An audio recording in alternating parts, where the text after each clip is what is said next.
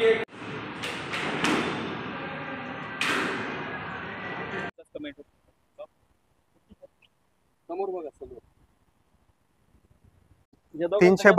शिवराज्याभिषेक सोहळा हा पुन्हा एकदा रायगडावरती मोठ्या उत्साहात साजरा होणार आहे। अखिल भारतीय शिवराज्याभिषेक महोत्सव समिती दुर्गाराज रायगडच्या वतीने हा कार्यक्रम राबवण्यात येतो। 5 व 6 तारखेला शिवराज्याभिषेक महोत्सव समितीच्या वतीने कार्यक्रमांचं आयोजन केलं जातं। 5 तारखेला सर्वप्रथम छत्रपती संभाजी महाराज व युवराज शहाजीराजे छत्रपती राजमाता जिजाऊ साहेबांचं समाधीचं दर्शन घेऊन कार्यक्रमास प्रारंभ करता। त्यानंतर सर्व शिवभक्तांच्या समवेत गड चढायला सुरुवात करता।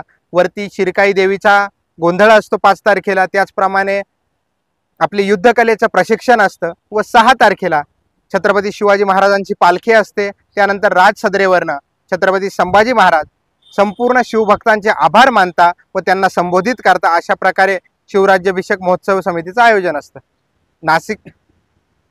यामध्ये नाशिकला मोठा मान मिळालेला आहे। होळीच्या माळाचं सर्व सजावटीचं काम हे नाशिककरांच्या मान देण्यात आलेलं आहे।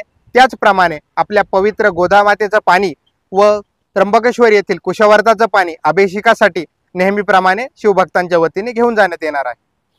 दरवर्षीप्रमाणे याही वर्षी शिवतीर्थ किल्ले रायगड या ठिकाणी अखिल भारतीय शिवराज्याभिषेक महोत्सव समितीच्या वतीने या ठिकाणी विविध कार्यक्रमांचे आयोजन करण्यात आलेले आहे।